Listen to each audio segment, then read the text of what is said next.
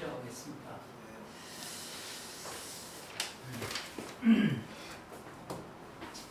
자, 이 계산을 굳이 시킨 이유는 계산을 직접 해오는 것도 있지만 행렬이 가진 성질들을 살피기 위해서 했습니다. 일단은 이런 것들로 통해서 좌표평면의 점이나 도형이 어떻게 변하는가를 여러분들이 보셨고, 그 다음 어떤 특정한 점은 행렬의 모양이 상관없이 특정한 점으로 갑니다. 어떤 점일까요? 자, 모든 원점은 행렬에 상관없이 원점으로 가요. 굉장히 중요한 성질입니다. 물론 y는 ax에서 여러분 a에 상관없이 0은 0으로 가죠. 그죠? 그거 똑같은 거예요.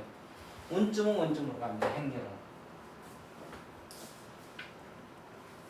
간혹 저런 건 너무 당연한데 뭘 중요하다고 이야기하느냐 이러는데, 항상 당연한 것들이 중요합니다. 그래서 그 당연한 것에 대해서 가치를 잘 모르는데, 그죠? 헌에 빠진 것에 대해서 우리가 가치를 잘 모르듯이 당연한 것의 가치를 잘 모릅니다. 근데 여기는 굉장히 중요한 우리가 자연의 성질을 이해할 수 있는 바탕이 있습니다.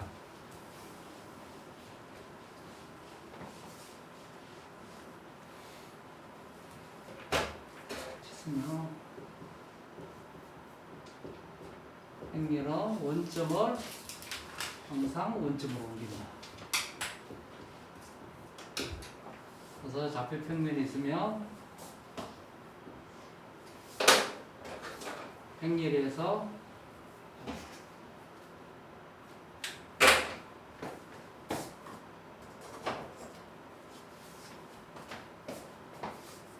얘는 항상 얘로 가요.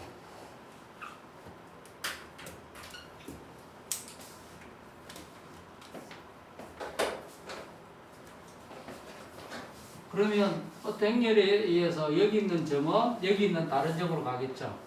뭔지 모르 간다 갑시다. 그리고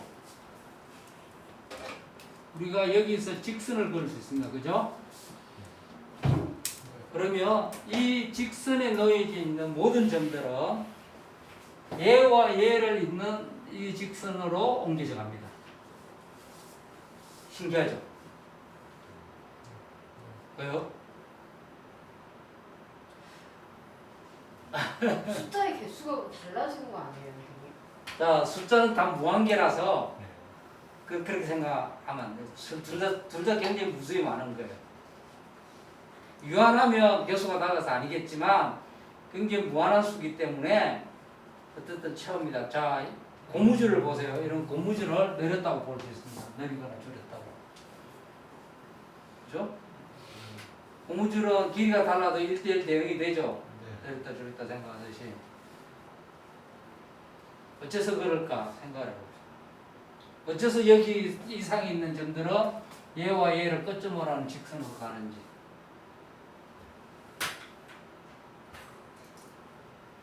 자, 여기 있는 점의 좌표를 x, y라면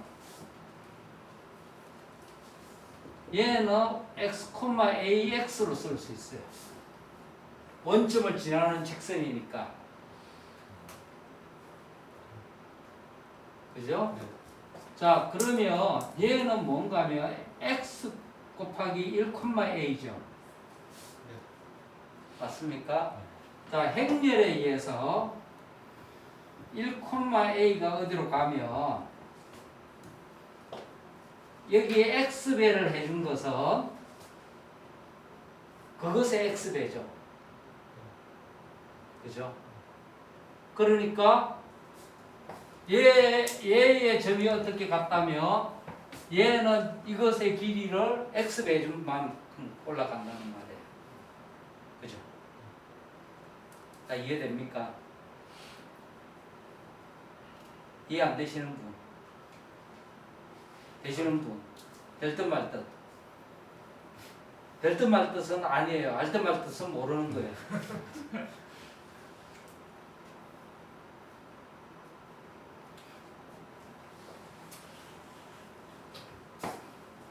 연립 방정식이나 자, A, B, C, D의 X, Y가 X 프라임, Y 프라임으로 같다고 합시다. 여기에 A 배를 하면 얘는 뭐가 되죠? AX 프라임, AY 프라임이 되죠. 그죠? 얘는 얘의 몇 배라는 말이에요. 그러니까 이 점이 Y가 X의 몇 배가 되듯이 이 점은 여전히 같은 기울기를 가지는 어떤 직선상에 놓여져 있는 거예요. 저 의미는. 자, 이제 이 의미를 이해를 하면 멋진 결과가 나오는데, 자, 그러니까 이 직선은 그대로 이 직선으로 간다는 말이죠. 여기를 시작점, 여기를 끝점이라고, 여기를 시작점, 여기를 끝점이라면 시작점은 항상 시작점으로 가죠. 그러면 우리가 얘를 기준으로 해서 얘를 시작점, 끝점이라 해서 이렇게 화살표를 그리면 화살의 촉은 무시하고 이 화살은 어디로 계속 간다? 이 화살로 간다는 거예요.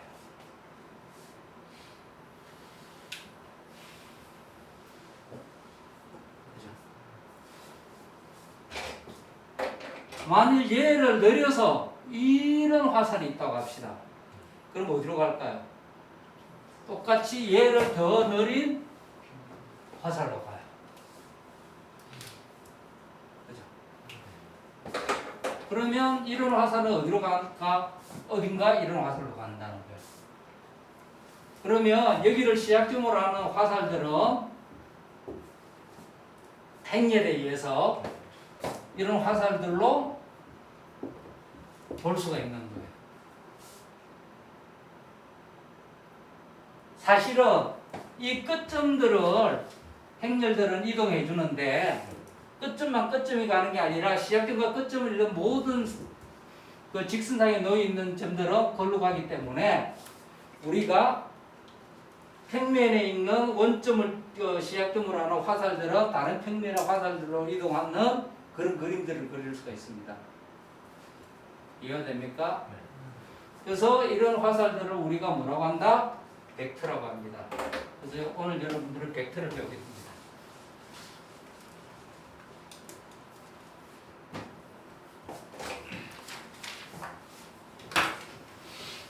원점이 있고 끝점이 있으면 얘를 있는 것을 우리가 벡터라고 합니다.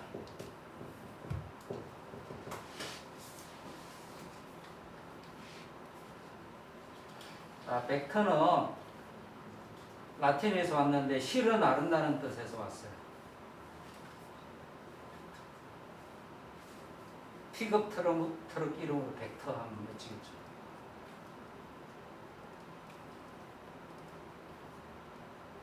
그러면 좌표 평면에서 이런 것을 하나의 벡터라고 하는데 이 벡터를 이름을 지어줘야 돼요. 특정하게. 근데 이 벡터는 무엇에 의해서 결정이 되죠? 시작점은 정해져 있으니까 이 끝점에 대해서 정해져.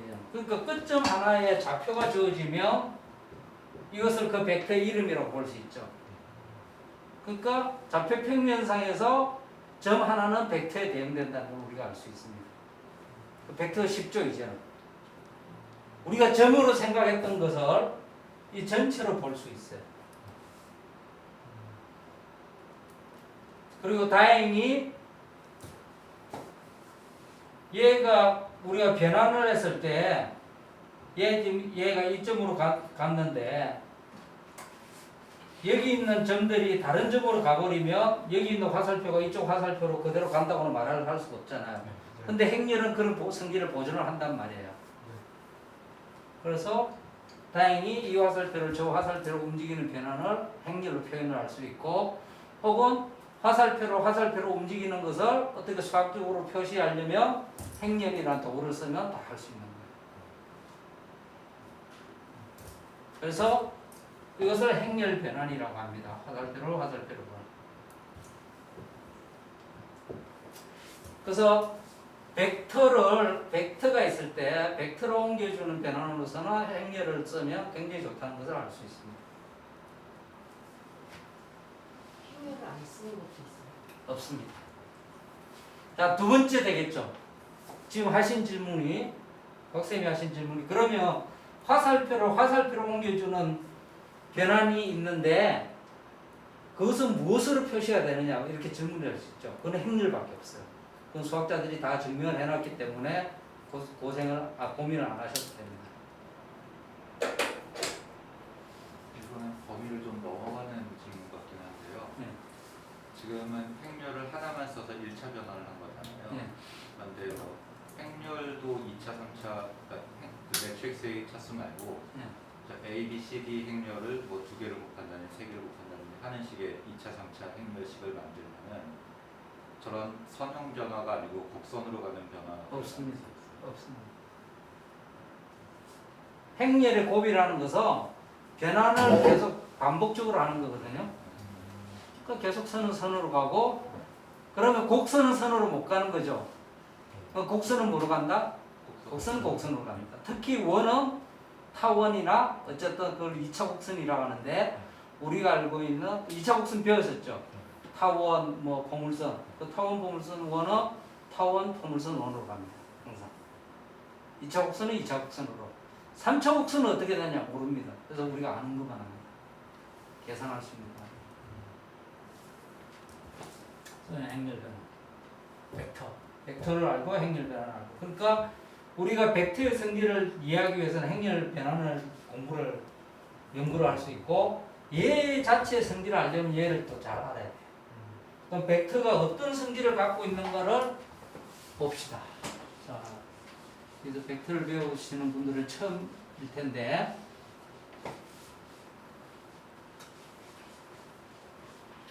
벡터는 어떤 성질을 가지고 있느냐. 첫째, 덧셈을 할 수 있어요.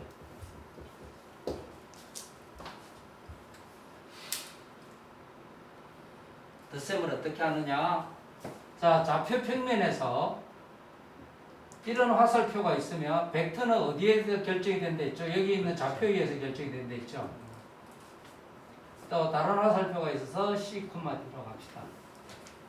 근데 여러분 초등학교 때 순수쌍을 배우면 순수쌍의 덧셈이라는 것을 우리 때, 저는 어렸을 때 했는데 중학교 때 했구나. 요즘은 배우는지 안 배우는지 모르겠습니다. 자, 두 벡터는 각각의 벡터 A, B, C, D로 나타낸다면 이것을 더할 수 있습니다. 어떻게?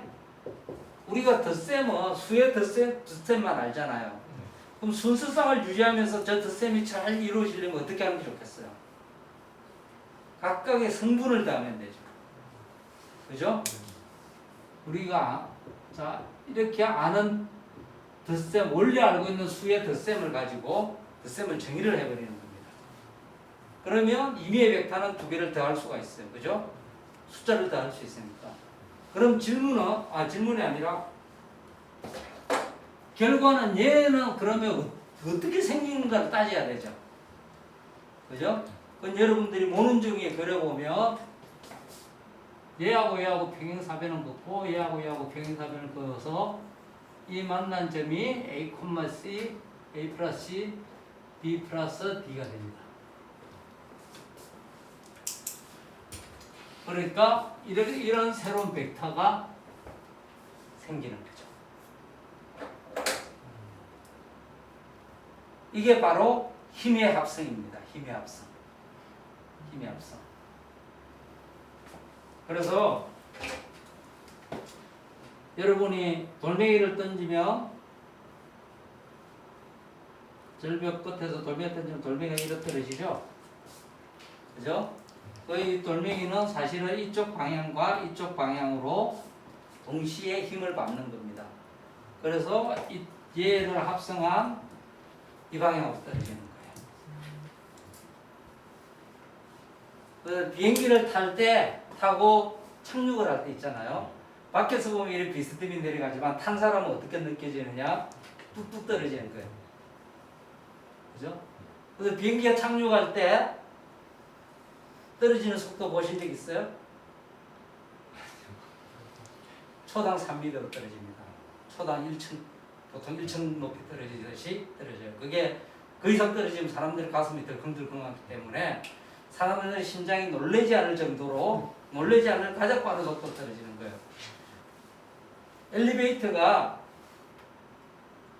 우리가 느끼지 못할 정도로 떨어지는데 고속 엘리베이터도 초당 3m 넘잖아요. 놀라기 때문에. 그래서 비행기가 떨어질 때도 착륙할 때도 고속도로 착륙해요. 궁금하시면 다음에 비행기 타시면 비행기 착륙한다 할 때 보세요. 딱 그렇게 떨어지고 비행기가 착륙할 때 언제 이 비행기는 앞으로 착륙할 때 착륙을 하니 준비하십시오 이런 안내 멘트가 나옵니다. 그럼 도착할 때까지 시간을 재보세요. 얼마인가? 얼마일까요? 어떤 비행기든지 정해져 있습니다. 20분이에요. 20분이에요. 그러니까 고도가 딱 그 정도면 그때부터 착륙을 하는 거죠.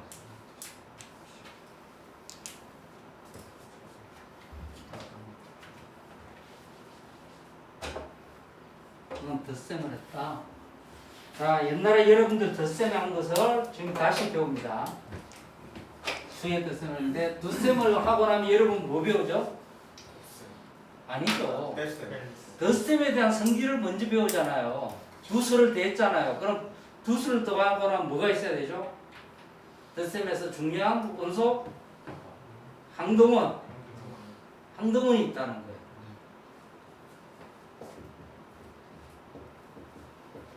그 항등원이 뭐냐? 더해서 자기 자신하고 되는 거죠. 어떤 수를 더하면 자기 자신이 되죠? 0,0.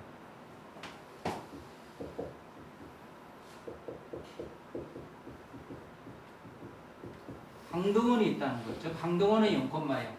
그러니까 그것을 0벡터라고 하는데 0벡터는 시작점과 끝점이 같은 거다. 같은 거다. 그죠? 끝점이 다르면 어떤 길이를 가진 벡터인데 시작점이 끝점이 같으면 이런 원점인 이것을 0벡터라고 그래요. 우리가 숫자에서 0을 항등원이라고 했듯이 벡터에서는 0벡터를 항등원이라고 해요. 덧셈에서 배운 걸 그대로 하는 거예요. 0벡터라 그러면 움직이지 않는다라고 그래서 아니죠. 여기서 움직이는 건 아무것도 없습니다. 방향이 있는 거잖아요. 화살표는. 아니 방향은 제가 가만히 뭘 이야기를 하는가 하면 제가 방향에 대해서 이야기하지 않습니다. 지금 방향과 크기를 가진 것이 벡터라는 것을 배운 분들이 지금 이 이야기를 하는데 제가 이야기를 할 때는 방향에 대해서 이야기를 하지 않습니다. 단지 여기 있는 점을 벡터라고 했고 벡터로 표현할 수 있다 했고 근데 저렇게 화살표로 그림을 그렸다면 저 백과 안 외웠거든요. 네. 화살표로 그렸다는 건 이 점에서 이 점으로 이동한다는 아니요. 제가 여기에 화살표 끝셀을 붙인 이유는 이 부분이 끝점이라는 거예요. 끝점. 이건 시작점이고 이것을 잇는 직선이 되겠죠. 직선. 왜 굳이 그 직선을 했는가 하면 그 행렬에 의해서 이 직선은 여기 있는 도착점과 끝점에 의해서 똑같은 직선상의 점들을 다 이동하기 때문에 표시하기 좋게 하기 위해서 그렇겠죠. 이걸 이동한다고 생각하는 것은 뭐다? 선생님의 편견이에요. 제가 이동한다는 말을 안 했잖아요. 나티도 실어 나른다고 아까 얘기했잖아요. 실어 나른다는 말에서 왔다고 그랬죠. 벡터는 방향이 없는 거예요. 방향에 대해서는 이야기를 안 합니다. 저는. 아직. 방향이 있냐 없냐에 대해서 묻는데 방향에 대해서 나는 이야기를 아무것도 안 했기 때문에 물으면 안 되는 거예요.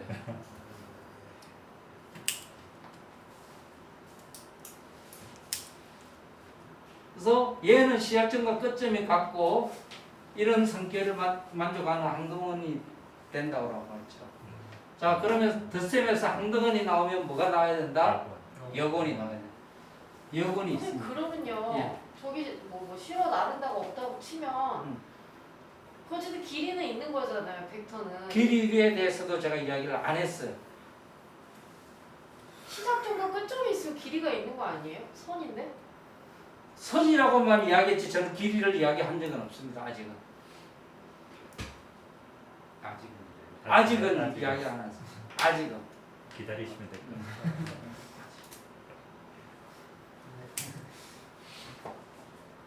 여건이 있죠. 그럼 여건이란 말은 여기 뒤에서 뭐가 되는 거다? 뭔가 돼서 항등원이 되는 거죠. 그럼 얘가 뭐가 돼야 될까요? 마이너스 A, 마이너스 B가 돼요. 그러면 그림을 보면 A, B가 여기 있다면 마이너스 A, 마이너스 B는 뭐가 있죠? 어디에 있죠? 여기 있습니다. 그죠? 이런 벡터가 됩니다.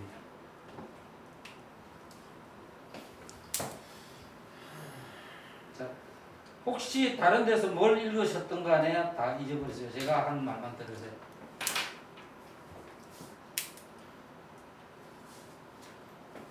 그래서 시작점과 끝점이 있는데 길이가 없다는 말은 어떻게 믿으라는 거야 지금? 그림을 저렇게 그렸는데 이야기를 안 했잖아요. 그림을 그려도 내가 거기에 대해서 이야기를 안 이야기는 했잖아요. 안 했지만 우리가 눈으로 보는 게 있잖아요 지금. 길이는 정의에 관한 겁니다. 움직이는 자, 것도 길이는 아니고 세상에서 유일한 게 아니라 길이는 정의에 관한 거예요. 왜냐하면 길이가 길다 짧다를 우리가 어떤 절대적 기준에서 말을 할 수가 있나요? 없잖아요. 길이 길다 짧다 당연히 말할 수 없지만 길이라는 건 존재하는 거잖아요. 존재가 아니라 정의를 해줘야 되는 그러니까 거예요. 어떤 뭐 그게 센티미터로 할지 뭘 할지는 몰라도 어쨌든 존재하는 거잖아요. 그림상. 길이가 존재하는 이유에 대해서 말씀해 주세요. 왜요? 아니 시작점과 끝점을 지금 연결해 놓은 거잖아요. 근데 내가 얘기를 안 했다는 것만으로 생각하지 말라는 건 말이 안 된다는 거죠. 그림을 저렇게 그려놨는데. 정의하기 전에는 존재하는 게 아닙니다.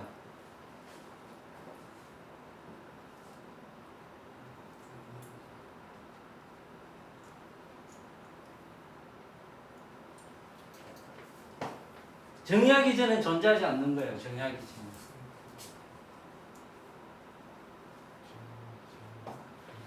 무리수의 존재를 몰랐어도 무리수는 있었잖아요. 그 시절에도. 그거는 어떤 말장난 같은데 그 논의의 전개에 아무런 도움이 안 됩니다. 그리고 그 맞는 논리도 아니고 많은 수학 교양서에서 벡터는 길이와 방향을 갖는 걸 했는데 그거는 틀린 말이에요. 옳은 말이 아니에요.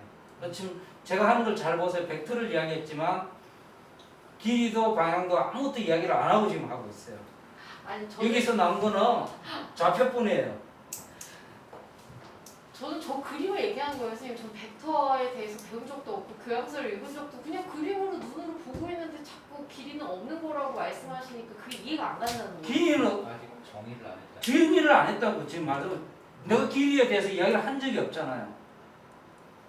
근데 이게 정리가 되다 보면은 이제 그 길이라는 거는 수학적으로 어떻게 정의가 된다라는 게 나오고 길이는 뭐 아직은 안 냈지만 길이는 굉장히 어려운 개념이에요.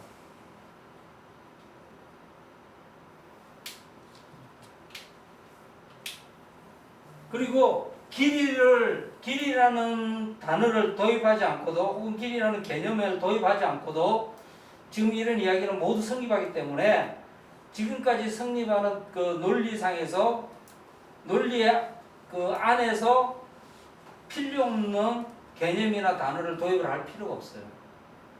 경제적이지도 않고.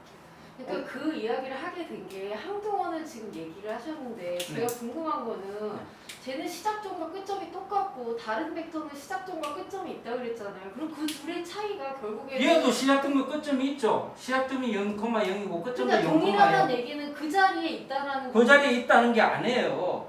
그 자리에 있다라는 말부터 벌써 움직임을 전제로 한 거잖아. 난 그런 이야기 한 적 없어요. 얘는 시작점과 끝점의 좌표가 같다 했을 뿐이에요.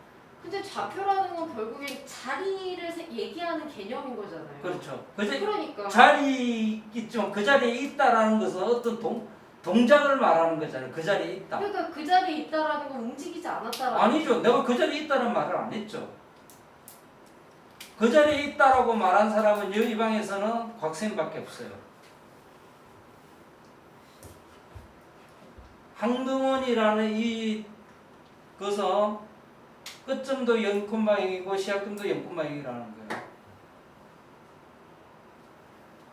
그러니까 그게 움직임이 없다라는 얘기인 거잖아요. 아니면 누가요? 왜요? 왜 어떤 의미에서요? 움직임을 생각하실 필요가 없고요. 벡터는 그냥 시작점과 끝점 두 개의 점으로 정의가 되는 거다라고 생각을 하시면 편할 것 같아요. 근데 시작점도 0,0이고 끝점도 0,0이면은 그게 그냥 항등원이 벡터가 되는 거고요. 그럼 저렇게 그림을 그리면 안 되겠네요. 뭐 그림을 그리는 방식이 여러 가지 있겠죠. 이제 그냥 일반적으로 A, B라는 좌표를 끝점으로 갖는 게 일반적인 벡터인데 시작점은 다 0,0이라고 했으니까.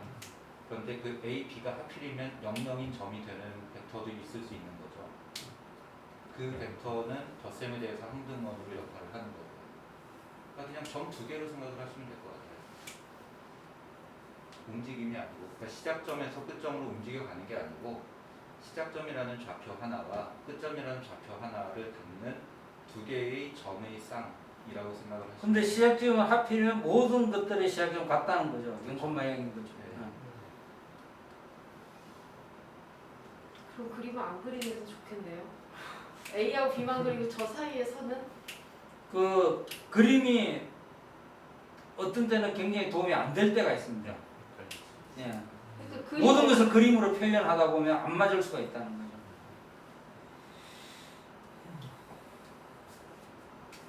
됐죠? 그럼 여건이 있고 이 여건은 어떻게 표현을 하는 거? 우리가 숫자에서 여건은 그냥 마이너스를 붙여서 표시하죠. 그래서 얘의 여건은 이렇게 표시합니다. 자, 이것도 표시예요. 표기입니다. 표기. 예? 자, 그러면 우리가 덧셈에 대해서 항등과 여건이 있다는 것을 이제 알았죠.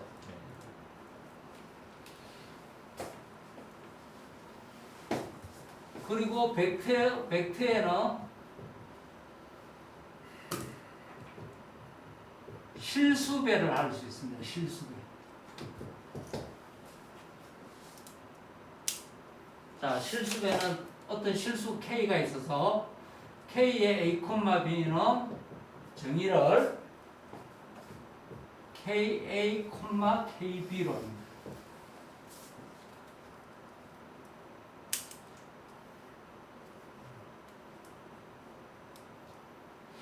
쉽게 정의가 되죠.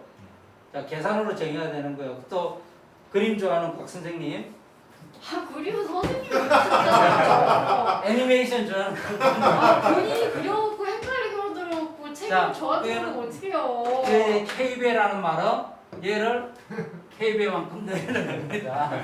자, 저기 뭐지? 고무줄 내리듯이. 자, 벡터의 실수배가 있어요. 아, 벡터는 덧셈을 우리가 할 수 있고 항등원을 할 수 있고 여건을 할 수 있어요. 그리고 실수배를 할 수 있어요.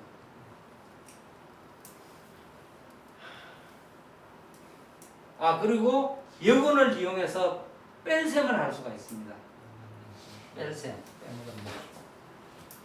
뺀다고 빼면 여러분 좋아하시는 것 같은데. 뺄셈. 자, 두 벡터를 뺄 수 있어요. A, B하고 C, D. 물론 여러분들은 A-C, B-D로 정의를 할 수도 있는데 이거는 여러분 뺄셈은 항상 여건을 가지고 정의를 한다 했죠. 여건을 더하는 걸 했죠. 그래서 이거는 정의가 우리가 벡터는 덧셈만 정의가 되니까 정의를 더하기 얘의 여건을 더해주는 거예요. 그러니까 1-2는 정의가 1 더하기 마이너스 2라고 하듯이 그럼 덧셈으로만 자 정의가 되는 거죠. 여건도 있는 거고. 그리고 벡터의 실수배가 있습니다. 실수.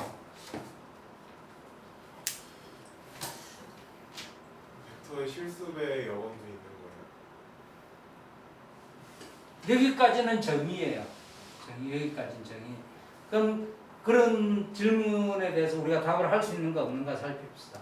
살피는데 그 전에 해야 될 게 하나 있어요. 그러면 이것을 0배를 하면 임의 벡터에서 0배를 하면 이건 뭐가 될까요? 정의에서 0,0이 되죠. 그러니까 이거는 뭐가 되는가 하면 0벡터가 됩니다. 우리가 0벡터를 표시 안 했는데 0벡터는 이렇게 표시해요. 볼드체로 0으로 씁니다. 볼드체로. 볼드체로 5로 써요. 응? 0벡터가 되죠. 그리고 벡터에다가 1배를 해봅시다. 1배. 1배 표현이 이상하다. 1배. 1배를 해봅시다. 1배를 하면 정의에 의해서 A, B가 되죠. 그죠? 그러니까 어떤 벡터에 1배를 한다는 것은 자기 자신이 되는 겁니다.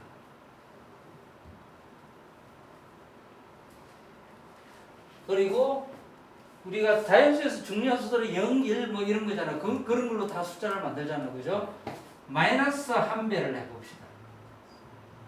이거는 정의에 의해서 마이너스 A, 마이너스 B죠? 자, 이거는 A, B에 뭐가 되죠? 여건이 되는 거예요.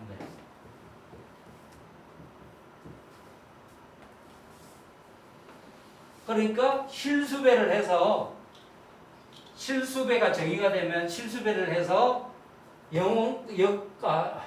항동원 즉 영벡터와 역벡터 여건 벡터의 여건이라고 하는 것도 역벡터라고 해요. 영벡터라고 역벡터라고도 그런 말을 씁니다.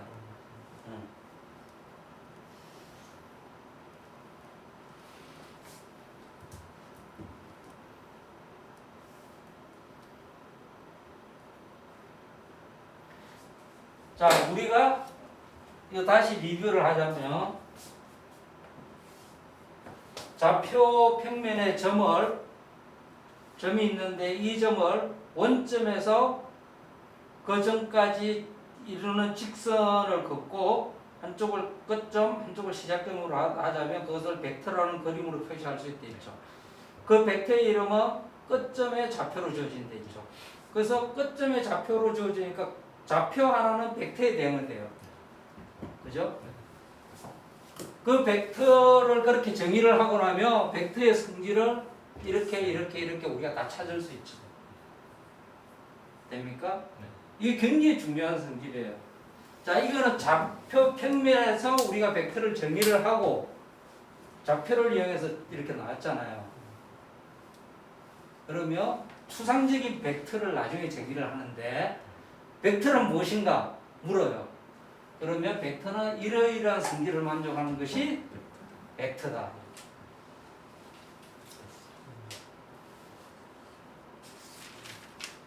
자, 이거하고 똑같습니다. 처음에 국가가 생길 때 국가가 생기기 전에 요소는 뭐죠? 영태, 영토, 영공, 영예. 그러니까 일단 어떤 국토죠, 그죠?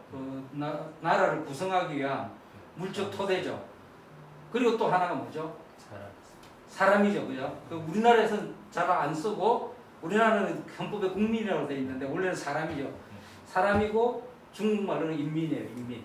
사람이 구성이 돼야 되죠. 그렇게 돼서 이제 국가를 구성을 하면 거기 있는 사람은 나중에 뭐라고 부르죠? 국민이라고 부르죠. 근데 나라가 생기고 나면 국민이 무엇인가 물어요. 그럼 국민은 나라가 생기지 있는 사람이었는데 나라가 생기고 나면 국민은 어떻게 규정이 되느냐? 국제법에 의해서 이러한 성질을 가진 것을 국민이라고 한다. 그죠? 그거하고 똑같습니다. 우리가 어떤 구체적인 평면 좌표에서 벡터를 규정을 하고 벡터의 성격이 이렇게 나오는구나. 더 이상은 없습니다. 아무리 살펴봐도 벡터가 가지는 근본적인 요소, 얼개는 이거밖에 없어요. 그러면 이걸 추상화로 할 때 뭐냐? 물어요. 벡터가 뭐냐? 벡터는 이러이러한 성질을 만족하는 거다. 덧셈의 성질을 만족하고 항동원이 있고 여건이 있고 실수배를 할 수 있다. 자, 뺄셈은 덧셈으로 정의가 되죠. 덧셈과 여건으로 정의가 되니까 여기는 뺄셈은 여기서 그냥 나오는 거예요, 사실은. 자, 이게 왜 중요하냐?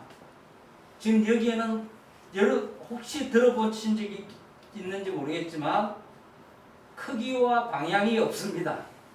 크기와 방향이라는 거 없이 벡터는 정의가 되는 거예요. 왜 그런 이야기를 하느냐? 언젠가 뭐 내가 기회가 있으면 혹은 제 선영대서 수업을 들으면 알고 있겠지만 인공지능에서 모든 데이터들은 벡터로 표시를 해요. 들어보셨죠? 그리고 우리가 인공지능뿐 아니라 번역기에서 각 나라 말을 다른 나라 언어로 번역을 할 때 단어들이 벡터가 돼요. 그러면 그걸 벡터로 규정을 하려면 크기나 방향이 필요한 게 아니라 그 단어들을 이런 성질들에 만족할 수 있도록 규정을 해주는 거예요. 그 다음 그걸 변환을 하면 뭐 어떤 성질을 가진 놈이 필요하다? 행렬이 필요한 거죠.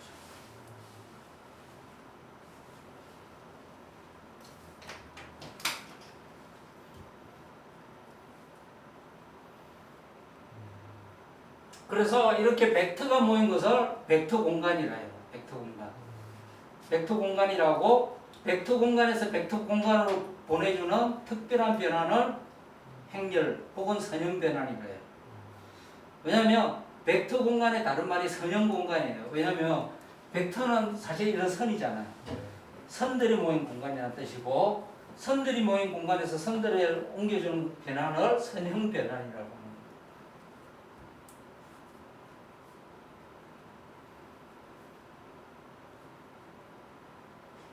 그 다음에 이제 나오면 벡터 공간에 더 많은 구조를 주기 시작합니다. 우리가 그 첫 번째 구조가 뭐냐?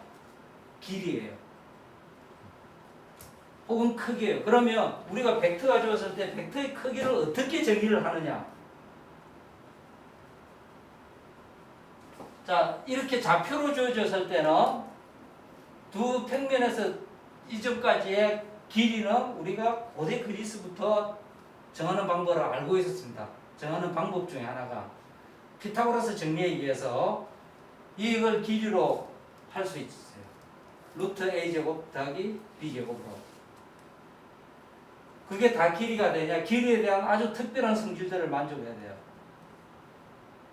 뭐 그거는 이 시간에 수업을 범위를 띄워놓기 때문에 안 하지만 아무거나 길이가 되는 건 아니에요. 길이의 성질을 만족하도록 뭔가를 줘야 됩니다.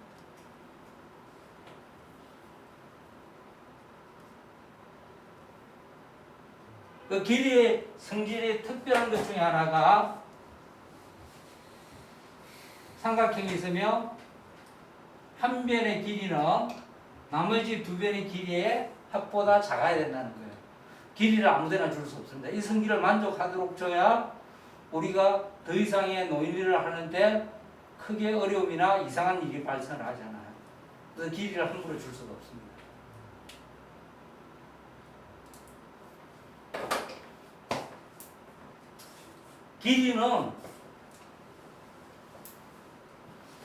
길이는 리만, 19세기의 위대한 기하학자 리만이라는 사람이 이전에는 함부로 써봤어요. 아무데나 말이. 길이에 대해서. 근데 길이에 대해서 연구를 하다 보니까 뭔가 자꾸 이상한 일이 발생을 해요. 그래서 최초로 리만이 길이에 대해서 정의를 하고 길이가 하나 주어짐에 따라서 기하학이 하나 결정이 된 데서 아주 위대한 발견입니다.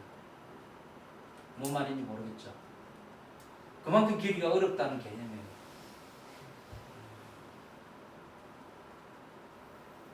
그걸 더 확장해서 우주론적으로 확장을 하면 우주의 모습은 우리가 우주의 길이가 어떻게 정의되는가에 따라서 우주의 모습이 정해진다는 거예요. 기하가 결정된다는 것은 그 공간의 모양이 결정이 된다는 것인데 길이의 결정에 따라서 공간의 구조가 결정이 된다는 거예요. 그럼 리만의 그 발견은 뭔가 하면 길이를 정의하는 방법이 다르면 공간의 모양도 달라진다는 거죠. 그럼 아인슈타인의 위대한 통찰은 뭐냐? 우주의 길이는 무엇에 의해서 결정돼? 우리가 사는 우주에 대해서 길이는 무엇에 대해서 결정이 되냐? 이 공간에서. 공간에 분포된 질량에 의해서 결정이 된다는 게 아인슈타인 통찰입니다. 그러면 질량의 분포를 알면 우리가 이 우주에서 길이가 어떻게 결정이 되는지를 알고 그 길이를 계산하고 나면 우주의 모양을 알 수 있다는 게 아인슈타인의 장방정식이라는 거예요.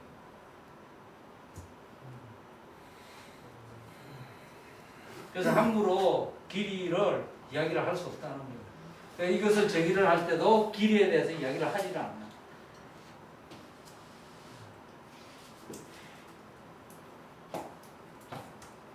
굉장히 추상적인 생각인데 벡터를 처음에 알고 어떻게 구성이 되는 걸 알고 처음 뭐 옛날 사람들 벡터를 그렇게 생각했는데 그걸 알고 나서 벡터의 성질을 알고 다시 역으로 이걸 이제 공리역하라고 해요.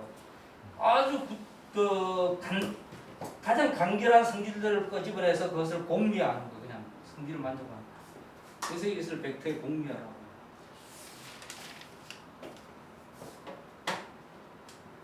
자, 이게 왜 구체적인 성질이라고 하면 행렬은 벡터로 보내죠.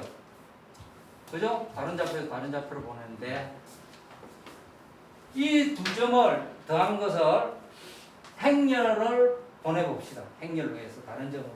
그럼 각각을 행렬을 취해서 더한 것과 같죠. 그죠? 항등호는 아까 항상 항등호로 간대죠. 여건도 마이너스 1을 곱하니까 여건으로 가요. 자, 실수배를 한 것도 느려서 변환을 한 거나 변환해서 느린 거나 같게 되죠. 그러니까 이 벡터의 기본 성질들을 선형 변환, 즉 행렬은 그대로 유지를 하죠. 그러니까 벡터 공간의 기본적인 성질을 그대로 유지를 하는 변환인 거죠. 굉장히 중요한 변환인 거지. 했는데 공간의 기본 얼굴을 바꿔버리면 안 되잖아요. 우리가. 그 변환이. 그런 거 쓸모가 없죠. 우리가 논의를 하는데.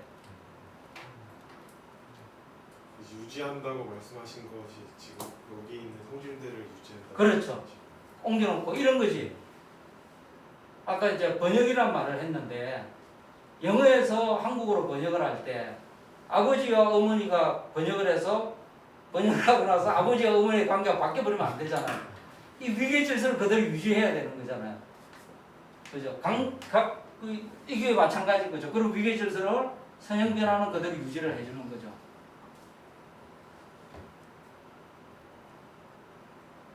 그래서 이런 변환이 아까 말씀대로 어떤 언어를 번역을 하는데도 굉장히 훌륭한 도구로 쓰일 수 있다는 걸 알 수 있는 거죠.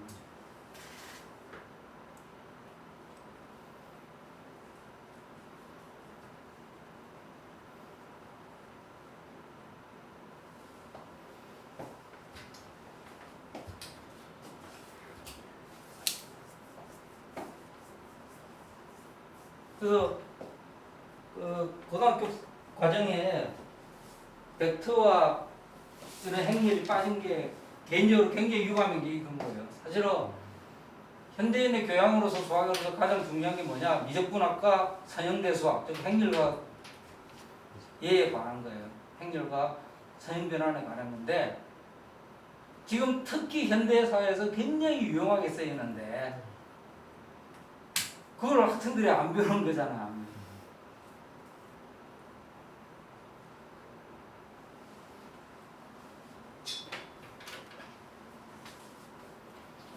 그래서 오늘은 여기까지 해서 사실은 이 정도면 행렬, 선형대수, 벡터에 대해서 여러분들은 기초적이지만 아주 중요한 것을 알게 된 거예요.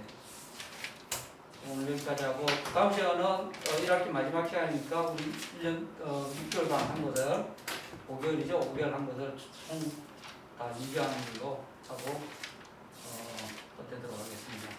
2학기 수업은 9월부터 시작하겠습니다. 오늘 여기서 마치도록 하겠습니다. 고맙습니다.